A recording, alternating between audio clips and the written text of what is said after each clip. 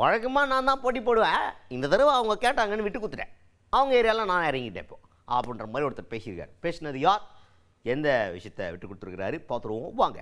தமிழ்நாடு பாஜக தலைவர் நயினார் நாகேந்திரன் அவர்கள் அவர் தான் இப்போ நெல்லையில் அவர் போட்டி போடுவார் அப்படின்னு எதிர்பார்த்துட்டு இருந்த நேரத்தில் ஒரு ட்விஸ்ட்.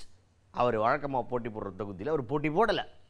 என்னங்க அப்படின்னு ஷாக்காக போய் கேட்டால் அவர் என்ன சொல்கிறாருன்னா, நிறைய தடவை அதில் போட்டி போட்டேன்பா, ஆனால் இந்த தடவை அதிமுககாரங்க ஆசைப்பட்டாங்க, ஐயா நாங்கள் இந்த மாதிரி தொகுதியில் போட்டி போடுறோம் அப்படின்னு சொல்லிட்டு.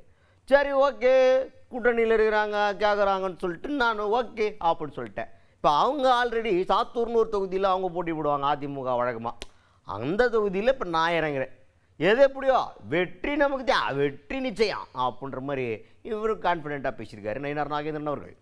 நான் ஏற்கனவே பல முறை போட்டியிருக்கிறேன், இந்த முறை அதிமுக போட்டியிட வேண்டும் என்று கேட்டிருந்தாங்க. அதனுடைய அடிப்படையில் இன்று அதிமுக இந்த முறை போட்டியிடுகிறது. நான் சாத்தூரில் அதிமுக இருந்த இடத்தில் சாத்தூரில் நான் போட்டியிடுகிறேன். எந்த இடத்துக்கு போனாலும் தமிழகம் முழுவதும் மக்கள் பணி தொடரும், அதிலும் திருநெல்வேலி தொகுதி ஒரு தனி கவனம் செலுத்தப்படும் என்பதை தெரிவித்துக் கொள்கிறேன். அதுக்கடுத்தது இப்போ திமுகவுடைய தேர்தல் அறிக்கை இந்த தடவை இருக்கிறது ஹீரோயினா. போன தடவை தேர்தல் அறிக்கை வந்து ஹீரோ, இந்த தடவை ஹீரோயின் அப்படின்ற மாதிரி பேசியிருக்காங்களாம். இதை கேள்வியாக கேட்குறாங்க நயினார் நாகேந்திரன் அவர்கள்ட்ட. அதுக்கு நயினார் நாகேந்திரன் அவர்கள் என்ன சொன்னார்னா, போன தடவை எலெக்ஷனில் அவங்க சொன்ன தேர்தல் அறிக்கையாவது ஹீரோ மாதிரி, இந்த தடவை அவங்களுடைய தேர்தல் அறிக்கை ஜீரோ. அது ஹீரோவும் கிடையாது ஹீரோயினும் கிடையாது. இன்னும் சொல்ல போனால் ஹீரோயின் இல்லை, தமிழ்நாட்டில் ஹெராயின் தான் இருக்குது. போதைப்பொருள் கலாச்சாரம் தாண்டா தமிழ்நாட்டில் தலைவிரிச்சு ஆடுது அப்படின்னு விமர்சனத்தை முன் வைத்திருக்கிறார் நயினார் நாகேந்திரன் அவர்கள். போன தேர்தல் அறிக்கை திமுக அது ஹீரோ மாதிரி, இந்த தேர்தல் அறிக்கை ஜீரோ. இந்த தேர்தல் அறிக்கை ஜீரோ. அது ஹீரோவும் இல்லை ஹீரோயினும் இல்லை, ஹெராயின் தான் நடக்குது தமிழ்நாட்டில், ஹீரோயின் இல்லை. அவ்வளோ ஹெராயினாக நடக்குது தமிழ்நாட்டில். கோடைக்கால விடுமுறை இது 5 வருஷம் கோடை காலத்து விடுமுறை வரவே இல்லை. என் தம்பி பார்க்காரு, சன் டிவியில் பார்க்காரு. கோடைக்கால விடுமுறை இந்த இடத்துல மட்டும்தான் வந்திருக்கு. ஆனால் ஒட்டுமொத்தமாக தமிழ் மக்கள் இனிமேல் உங்களுக்கு ஒட்டுமொத்தமான விடுமுறை கொடுத்துருவாங்க. இன்னைக்கு கருத்து கணிப்பு வந்திருக்கு, 180 இடங்களுக்கு மேலே தேசிய ஜனநாயக கூட்டணி ஜெயிக்கணும் ஒரு கருத்து கணிப்பு மத்தியிலேருந்து வந்திருக்கு.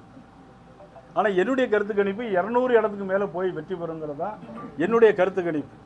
லாஸ்ட்டாக என்ன கேட்டாங்க அப்படின்னு பார்த்தீங்கன்னா, தாவேக தலைவர் விஜய் அவர்களுக்கு பிரச்சாரம் பண்ணுறதுக்கு கரெக்டான பர்மிஷன் பாதுகாப்புலாம் கிடைக்க மாட்டேங்குது அப்படின்னு குற்றச்சாட்டை தாவேகமினர் தொடர்ந்து வச்சுட்டு இருக்கிறாங்களே அப்படின்னு கேள்வி கேட்டாங்க. இந்த கேள்வியை நீங்கள் கரெக்டாக நோட் பண்ணியிருந்தீங்கன்னா, முன்னாடியே ஒன்றிய இணையமைச்சர் எல்முருகன் அவர்கள்ட்ட கேட்டப்போ அவர் ரொம்ப சிம்பிளாக சொன்னார், எப்போ இப்போல்லாம் ஆன்லைன் ப்ராசஸ் தான், அப்ளை பண்ணிங்கன்னா கிடச்சிச்சின்னா எடுத்துகிட்டு போய் தேர்தல் பிரச்சாரத்தை பண்ணி வேண்டியதான், வேறு ஒன்றுமே கிடையாது, இதில் அவங்க பண்ணாங்க இவங்க பண்ணாங்களாம் எதுவும் சொல்கிறதுக்கு இல்லை அப்படின்னு அவர் சொல்லியிருந்தார். ஆனால் நயினார் நாகேந்திரன் அவர்கள்ட்ட இந்த கேள்வி கேட்டப்போ நயினார் நாகேந்திரன் அவர்கள் என்ன சொல்கிறார் அப்படின்னு பார்த்தீங்கன்னா, இல்லை திமுக ஆட்சியில் காவல்துறை எப்போ பார்த்தாலும் இப்படி தான் பாரபட்சமாக தான் நடந்துகிட்டு இருக்கிறாங்க, திமுகவை தவிர வேறு எந்த கட்சிக்குமே பர்மிஷன் கிடைக்கிறதில்ல, அதெல்லாம் நீதி போராட்டத்தை நம்ம கோர்ட்டுக்கு போய் சட்ட போராட்டம் நடத்தி அதுக்கப்புறமா நம்ம வந்து பர்மிஷன் வாங்கி இப்போ இதெல்லாம் பண்ண வேண்டியதாக இருக்குது அப்படின்னு இவர் ஒரு விஷயத்த சொல்லியிருக்கிறார். ஆனால் இப்போது பர்மிஷன் கொடுக்க வேண்டியது எலெக்ஷன் கமிஷன் அப்படின்னு பேசிக்கிறாங்க. ஸோ எலெக்ஷன் கமிஷன் கிட்ட பெர்மிஷன் கேட்குறது அப்படிங்கிறது ஆன்லைன் ப்ராசஸாக ரொம்ப சிம்பிளாக மாற்றிட்டாங்க அப்படிங்கிறதா ஃபேக்ட்.